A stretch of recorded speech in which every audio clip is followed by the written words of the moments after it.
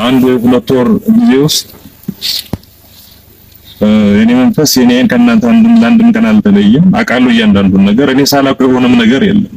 እኔ ማውቀውን አስረስ ያውቃል፣ አስረስ የሚያውቀውን ያውቃለሁ። ሌሎች ጓዶች የሚያውቁትን አውቃለሁ፣ እኔ ማውቀው ሌሎች ጓዶች ያውቃሉ። ሌላ ምክንያት የለውም። በአጭር ቋንቋ የደህንነት ስጋት ነው። በተወሰነ ደረጃ ከሚዲያው እንደፈለኩ ተዘዋውሬ እናንተ ጋር ለመገናኘትና በዱዓ እንኳን እያንዳንዳችሁ ጋር ተቃቅፎ ለማውራት ሳልችል እንድቀር ያደረገኝ የደህንነት ስጋት ነው። አሁን ሁኔታና ጊዜ በፈቀደ ቦታ በፈቀደ እንደዚሁ ቢያንስ ባይን መታየት ቢያንስ የምጠይቀውን ነገር መጠየቅና አቅጣጫ መሰጣጣት እንድንችል ሁኔታዎችን ለማመቻቸት እየሞከርኩ ነው ያለው። በዚህ መሰረት በዚህም በዛም በዛኛውም በዚህኛውም አቅጣጫ እየሄድን ከሜዶች ከክፍለጦሮች ከሻለቃዎች ጋር እያወራን እንደ ወንድም እየተመካከርን አቅጣጫ የተሰጣጣን ያለ ይሄ ሂደት የሚቀጥል ነው የሚሆነው።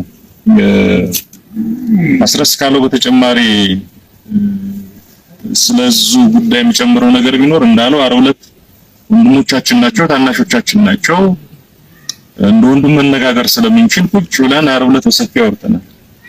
ከነዝናቡ ጋራ ከነሻለቃዬ ያለም ጋራ ትልቅ ችግር የሆነው እንደተገነዘቡት ትናንትም ሲያውቀን የነበር ዛሬም እያወቀን ያለ ለወደፊትም የሚያውቀን አንድ ትልቅ በሽታ ሁሌ አንድ ነገር ብልጭ ባለ ቁጥር ብር በኩንታል ተሸክመው እናንተን ከነተገላችሁ ሊገዙ የሚመጡ ኃይሎች አሉ። ሰው እየሞተ በዛ ልክ ያን ያክል ጀግንነት ጃዊ ላይ እየተሰራ እባክህ ድረስልኝ፣ ተተኳሽ አድርስልኝ፣ ለሚዲያ ተጋድሎና ድረስልኝ ሲባል ህዝቡ አይሆንስ ሌላ ነው ይባላል። ይሄ ህመም ነው። ህመም ትልቅ ድንቁርናም ነው። በማንም የድሃ ልጅ ደም ማንም ስም ሊገዛ አይችልም። በማንም ጀግና ፋኖ ደም ማንም ሊነግድ አይችልም። ምን አንፈቅድም። ወርቅ በኩንታል ጭኖ ተገላችን ሊገዛ ይመጣን ሰው አንፈቅድለትም። ጥንቃቄ አድርጉ። ይመጣሉ። ብዙ ብር አለ። በቃ ቅቤ ገበያ መውጣት እኮ ብሩ ብር በቦርሳ ትይዛለህ፣ ሽጥልኝ ይልሃል። ገና ምኑም ሳይያዝ ከህፃናት እስከ ሽማግሌ ዋጋ እየከፈሉበት ያለን ትግል የ4 ኪሎን በር ሊረግጥ ምንም አልቀረውም በሚል እሳቤ በትከሻችን ላይ ተንጠላጥለው ያን መከረኛ ዙፋን ያን መከረኛ ወንበር ለመያዝ የሚሻኮቱ ኃይሎች በወንድሞቻችን ደም በልፋታችን እስካሁን በተከፈለውም ለወደፊቱም በሚከፈለው መስዋዕትነት ላይ እንዲቆምሩ አንፈልግም። ይሄን መፍቀድ የለባችሁም። ይሄን አንፈቅድም እና ትልቁ ችግር ዝናቡ አይደለም። ትልቁ ችግር ሻለቃዬን ያለም ወይ ሌሎች ወንድሞቻችን አይደሉም። በብዛት ትልቁ ችግር ከኋላ በተለያየ ምክንያት በክፋትም በምቀኝነት በስልጣን ጥም በሌሎችም ተያያዥ ምክንያቶች በሌሎችም እኛ ያልታዩን እነሱ ባሰሏቸው ምክንያቶች ትግላችን ሊገዙ የሚወጡ ኃይሎች የሚፈጥሩት ትርምስ እንደሆነ እንድትገነዘቡ ፈልጋለሁ። ተስፋ እናደርጋለን፣ እናምናለን ይሄ ጉዳይ ይፈታል። ሁላችንም ግን ጠንከር ብለን ያን የብር ከረጢት የቆሻሻ ከረጢት ያክል መናቅ ይኖርብን። የማንንም ብር ተስፋ አድርገን አይደለም ትግል የጀመርነው አይደለም። ያሬዶ የዳንግለው ቀለበት እንዲመሰረት ስንነጋገር 20 ሺህ ብርና 4 ቦምብ ነው የሰጠኋችሁ። 5 ሺህ ነው 4 ቦምብና 20 ሺህ 4 ቦምብና 20 ሺህ። አሁን የሰራችሁ ታሪክ ስንት ብር ይገመታል? ፍጹም እኮ አይገመትም። ሰሞኑን የሰራችሁ ስራ ብቻ በሆሊውድ ስንት ፊልም ሊሰራለት ይበቃል? ምንም አይበቃም። 4 ቦምብና 20 ሺህ ብር ከዘመነሽ ተቀብሎ መስርቶ ደም ተፍቶ ወጥቶ ወርዶ ያቆመውን ድርጅት ብር ይዞ መጥቶ ሊገዛው ሲፈልግ ብሩ የብር ከረጢቱ ላይ ተፋበት። በ20 ሚሊዮን አይደለም ይሄን ኃይል የሰበሰባችሁ በ20 ሺህ በ4 ታንክ አይደለም በ4 ቦምብ አይደል? ምን ያደርጋል 4? ስለዚህ ለማንም ፊት መስጠት የለብንም። ከጥያቄው ጋር በተገናኘም ስሜቴን መግለጽም ስለምፈልግ ነው። ከሌሎች ከጦኖች ጋር የፒኤፍ ያለው ግንኙነት ያው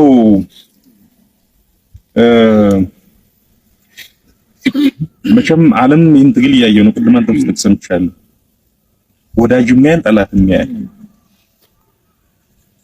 በነገራችሁ ላይ አማራን ብቻ ነፃ መውጣት አለፍ ሲልም ኢትዮጵያን ብቻ ነፃ መውጣት እንደ ሀገር አይደለም አሁን ያለብን ደስ የኛ ትግል ከመከራ ከመዋጥ ያደነናል ብለው የሚያዩ ሌሎች ኢትዮጵያውያን እህትና ወንድሞቻችን አሉ። የሞራል ኃላፊነት የሞራል ግዴታ ሁሉ አለ።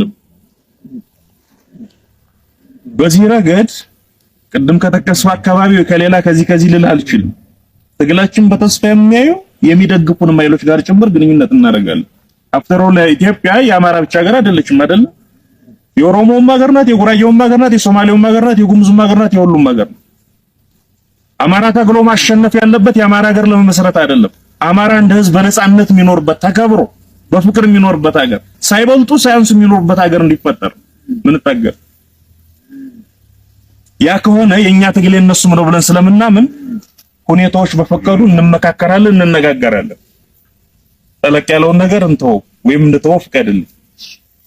ከዚህ ጋር በተገናኘ ከወሎ ወንድሞቻችን፣ ከሸዋ ወንድሞቻችን፣ ከጎንደር ወንድሞቻችን ጋር ዛሬን ጨምሮ አሁን ዛሬ እኔ ከእናንተ ጋር በመገኘቴ ምክንያት የቀረ ስብሰባ አለ።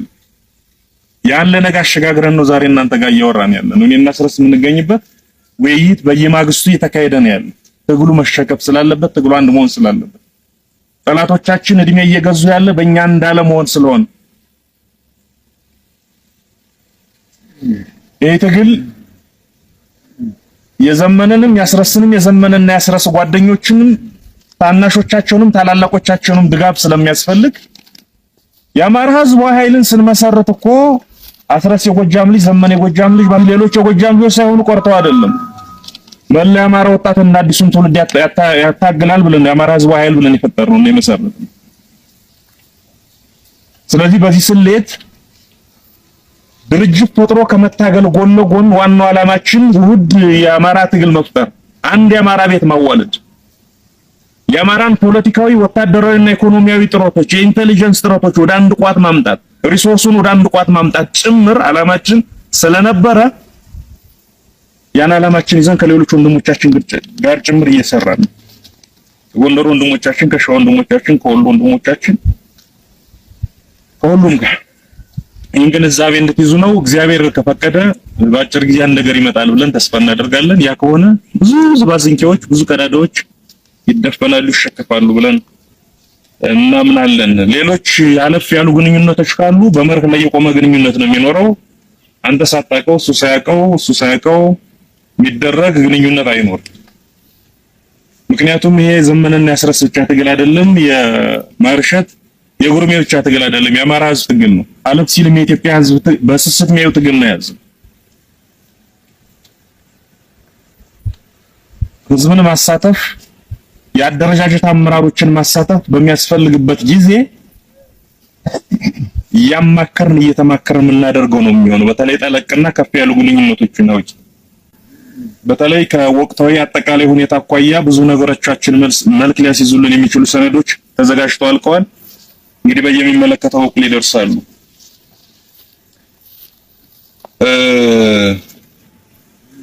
የቀጠናዊ ትስስር ጉዳይ ተደጋግሞ የሚነሳ ነው በየሄዱበት መድረክ።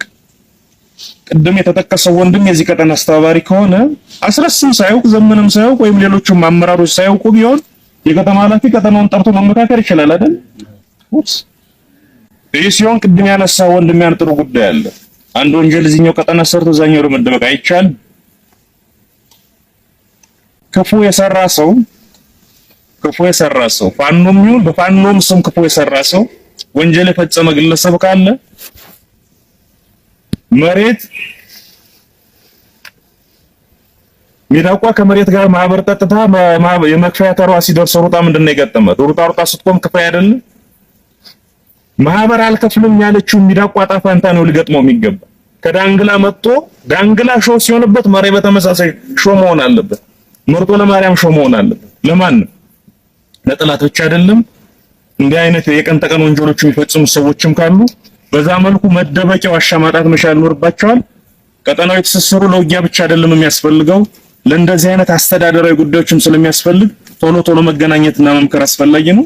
ሁሌ ይነሳል። የሁሌ መልስም ይሄ ነው።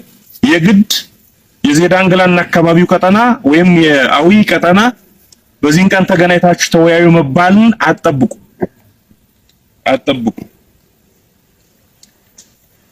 የተወርዋሪ ኃይል ጉዳይ እየሰራንበት ያለ ነገር አለ። ያሬዶ እንደ ስፔሲፊካሊ እንደናንተ ቀጠና ውስጥ ብቻ ሳይሆን በአጠቃላይ ሁላችንም ጥያቄ ይመልስ የዳንግላንም የደብረ ወርቅንም የደጀንንም የመራይንም ጥያቄ የሚመልስ አንዳች አይነት ነገር የማቆም ሙከራዎች አሉ። እሱም በጋራ ምን ነው የሚሆነው? ያኔ እዚህ ያለውም ጥያቄ እዛ ያለውም ጥያቄ እኩል የሚፈታ ይሆናል።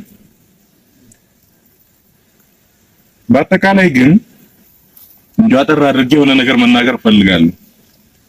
እዚህ ላችሁ ከሆነ የዛሬ 4 ዓመት ወይም 5 ዓመት 2011 ዓመተ ምህረት ነው ዳንግላ አገው ምድር ትልቁ አዳራሽ አገው ምድር ነው አይደል? አዳራሽ ተገኝተን ንግግር እያደረግን ነበር። የነበራችሁ ትኖሩ ይሆናል። አንድ ነገር ብዬ ነበር። አገው ሲሏቸው አማራንን በሏቸው፣ አማራዎች ሲሏቸው አገውንን በሏቸው እና አስረስም ጋር ሰወራ ከሌሎች ወንድሞችም ጋር ሰወራ እዚህ አካባቢ በየቀኑ የምትሰሩትን ጀብዶ ስሰማ እንዲሆን የብየው ነው እንጂ የኔ አባባል ትዝ ይለኛል። አገው ሊያረጓችሁ ሲሞክሩ አማራ ሆናችሁ ነደፋችኋቸው፣ አማራ ሊያረጓችሁ ሲሞክሩ አገው ሆናችሁ ነደፋችኋቸው። እጅግ የሚያኮራ ስራ ነው የሰራችሁ። ሽንገላ አይደለም የምልህ። በሺህ ታሪክ መጽሐፍ ቢጻፍ ማያልቅ ታሪክና ጀብዶ ነው የፈጸማችሁ እና የፈጸማችሁ ያላችሁ።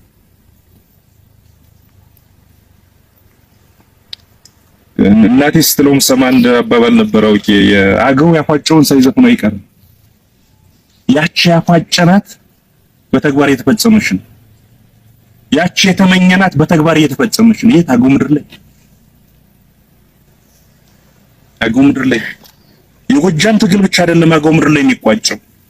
አማራ ላይ የሚያሰሩት መሰል ሴራ ጭምር እዚህ ላይ ይቋጭ። እንዲህ አይነት ተልካሻ ፕሮጀክቶች፣ እንዲህ አይነት በደናቁርት የተፈጠሩ ትርክቶች የትም እንደማያደርሱ ጭምር እዚህ ላይ ቋጭተን ነው የምናሳያችሁ። የት? አገው ምድር ላይ። እሱን ያደረጋችሁ እያደረግነው ነው። እኔማ ሰው ልጅና የዓለም ታሪክ ባጭሩ ዓለም ከተፈጠረ ከ2256 ዓመት ዓለም በኋላ ወይም ዓለም በተፈጠረ በ2256ኛው ጊዜ የኑሯ መጣ አይደለ? የጥፋቷ የሚባል በ2256 ዓመት አንድ ቅዱስ ሰውና ቤተሰቦቹ እስኪቀሩ ድረስ መሬት ጠፋች። ኖህ፣ ሚስቱ፣ 3 ልጆቹና ሚስቶቻቸው 8 ሰዎች። ሴም የሚባለው ዘር አሁን ኤዥያ የምንለውን ያዘ። ያፌት አውሮፓን ያዘ። ካም አሁን አፍሪካ የምንለውን ያዘ። ካም 4 ልጆች ነበሩት አይደለ? ከ4 ልጆች የመጀመሪያ ልጅ ኩሽ ነው የሚባለው። የኩሽ ሁለተኛ ስም ኢትዮጵስ ነው። ኢትዮጵያ የሚለውን ስም የወሰድነው ከኩሽ እኮ ነው። ኩሽ 5 ልጆች አሉት። ከ5 ልጆቹ አንደኛው አቢስ ይባላል። አቢሲኒያ የሚለውን ስም የወሰድነው ከአቢስ ነው። አቢሲኒያን በዚህ ኩሽናን በዚህ ይላል ደንቆሮ። በአባትና በልጅ መካከል እኮ ነው ሊያስተምር የሚሞክር። ማንኛውንም የታሪክ ምሁር አምጡና አጋጥሙ። በክላሽ አይደለም፣ በታሪካዊ ክርክር ህዝብ ባለበት ተከራክሮ የሚረታኝ የለም። በአገውና በአማራ ህዝብ መካከል የፀጉር ስንጣቂ እንኳን የምታከል መስመር ለማስመር የሚሞክር ካለ እሱ ደንቆሮ ነው። ያልገባውን አስረዳዋለሁ። አይቻልም። ከአገው ያልተወለደ አማራ አለ እንዴ? ከአማራ ያልተወለደ አገው አለ ነው ወይስ ሰማ ጥሩነት ጽፎ የሰጠን በቁማ ነው እኛን የሚያስተዳድረን?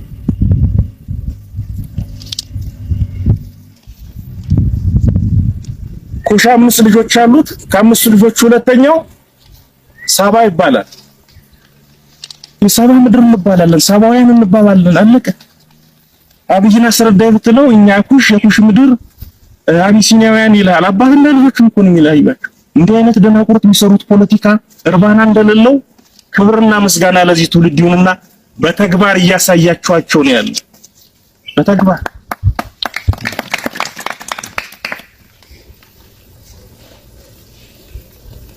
ዛጉዌ በዚህ ሰለሞናዊ ስርወ መንግስት በዚህ ልክ 2 የባዕዳን ስርወ መንግስት አስመስለው ይናገሩታል። በጣም አጭር ታሪክ ልንገራችሁ። የአክሱም ስልጣኔ በውጫዊና ውስጣዊ ግፊት ምክንያት ተዳከመ፣ ፈረሰ። የመጨረሻው ንጉስ ልጅ ድልናር የሚባለው ወደ ሸዋ ተሰደደ። አልተሳሳተ።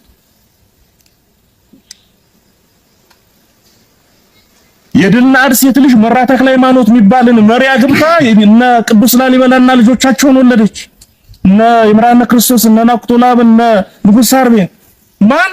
የድልናር ልጅ ማንና አግብታ? ይምራነ ክርስቶስን አግብታ። አልተሳሳት 330 ዓመት ገደማ ወደ 11 ነገስታት አሁን በታሪክ አጻጻፍ የዛጉዌ የሚባለው ስርወ መንግስት መሰረቱ መሩ ኖሩ። መጨረሻ ላይ በ12 ፈረንጅ አቆጣጠር ስልጣኑ ወደ ማን ሄደ? ወደ ይኩኖ አምላክ ሄደ። ደናቁርት ምን ብለው ነው ሊያስተምሩ የሚሞክሩና ትውልዱን ሊበክሉ የሚሞክሩ? የሰለሞናዊ ስርወ መንግስት መራ ተክለ ሃይማኖት ላይ ተቋረጠ።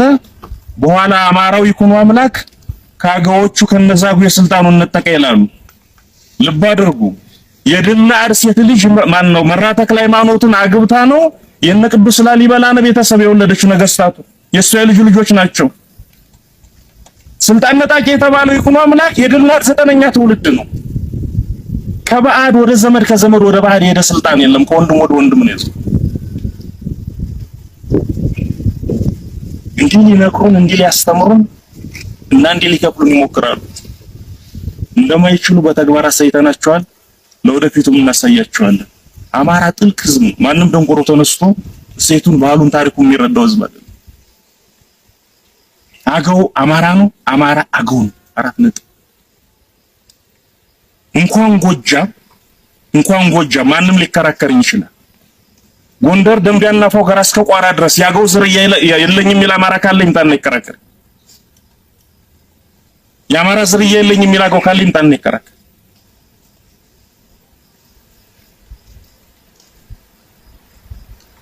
ይህን አስተሳሰብ መያዝና ይህን አስተሳሰብ ማስረጽ የበለጠ ጉልበት የሚሆነን ይመስለኛል። ለምንድን ነው ኮሶበር ውስጥ የሚኖር አንዳገው ነኝ ብሎ የሚያስባባት የአማራ ህዝባዊ ኃይል አባላት ኮሶበርን ሲቆጣጠሩ ይጨነቅ ወይም ሊጨነቅ የሚችለው ወይም ይጨነቃል ብለን የምናስበውና የምንሰገው መንገድ ያስፈልጋል፣ ማስተማር ያስፈልጋል። እኛንም ማስረዳት ያለብን መቼም የዚህ ሀገር ዲግሪ ብዙ ጊዜ ድንቁርና ነው ይዞ የሚመጣ። ይሄን በድፍረት መናገሩ ያ ዲግሪ የምትሉት ከርታስ እኔም ስላለኝ የሌለው ሰው ቢናገሩ ቀንቶ ሊባሉ ይችላል።